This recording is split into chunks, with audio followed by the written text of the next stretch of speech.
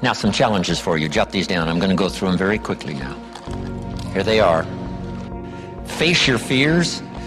Face all your fears. That's how you conquer them. Don't dismiss them. Just face them.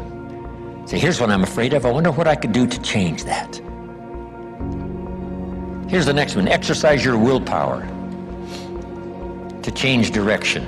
You don't have to keep doing what you've done the last 6 years if it's not yielding you the benefits you want. My mentor helped me to review the last 6 years so I wouldn't repeat those errors the next 6. See, if you're a goose, you have no choice to do the next 6 like you did the last 6. But if you're not a goose, here's what you can do. Pick a new destination and start going that way. You say, well, I've done this for the last 2 years. I'll probably have to do it another 2. And the answer is no, not in a million years. Now, you can change one little degree at a time, or if you want to, you can revolutionize the whole thing.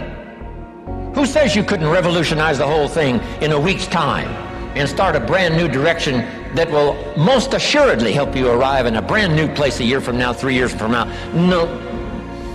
No telling 5 years from now where you could arrive. Use your willpower to start the process. Just willpower to change a little or change a lot. Anybody can change. You don't have to repeat last year. Clean up the errors. Invest it now in the next year. Watch it make the difference. Here's the next one that's important. Parents have to do it. We ask our kids to do it, but we've got to do it. Admit your mistakes.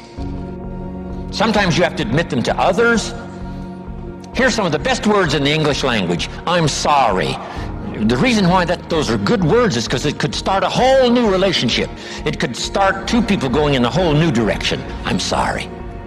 Simple, easy.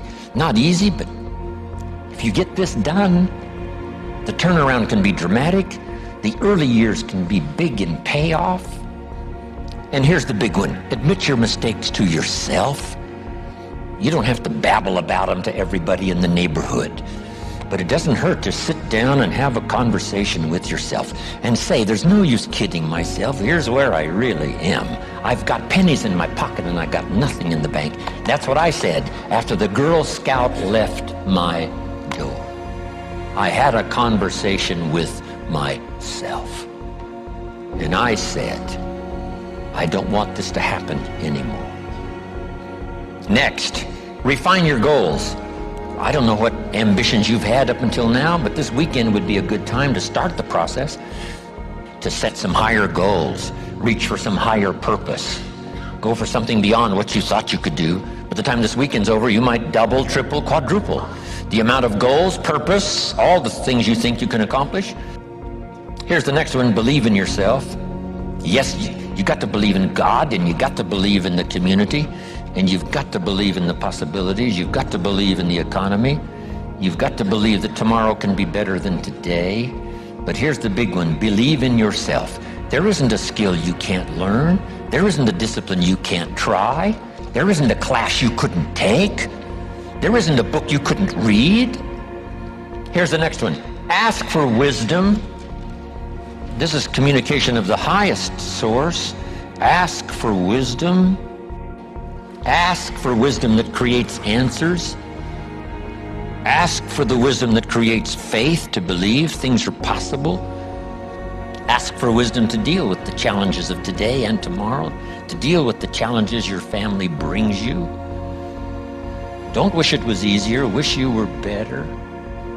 Here's the next one, conserve your time. I must learn to do this. How much time have I got left? Not an unlimited supply. How many of these weekends can I do? Not 1,000, just a few, maybe a handful. Sometimes we get faked out. Bill Bailey says, the average person says, I got 20 more years. No, Bill says you got 20 more times.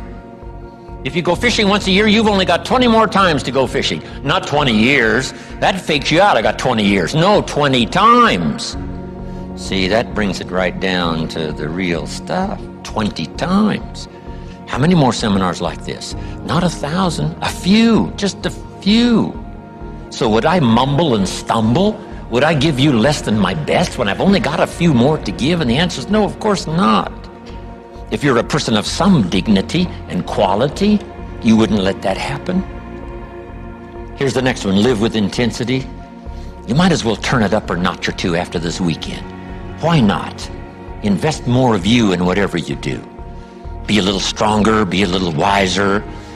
Step up your vitality, contribution. Put everything you've got into everything you do, and then ask for more vitality and more strength and more vigor. More heart, more soul. Next, find your place. This one now is so important. If you just work on a job, find the best place where you can serve well.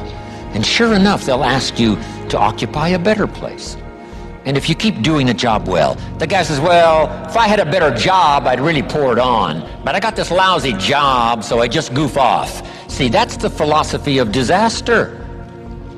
So you've got a lousy job. Do the very best you can. That's your best way out. Is not to do less than you could, but to do the best you can. With that philosophy, your life can take great leaps forward. Here's the next one. Demand integrity from yourself. You can't demand integrity from someone else.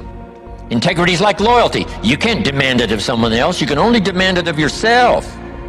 Be the best example of loyalty, and you'll get some loyal followers. Be the best example of integrity, and you'll have people surround you that have integrity.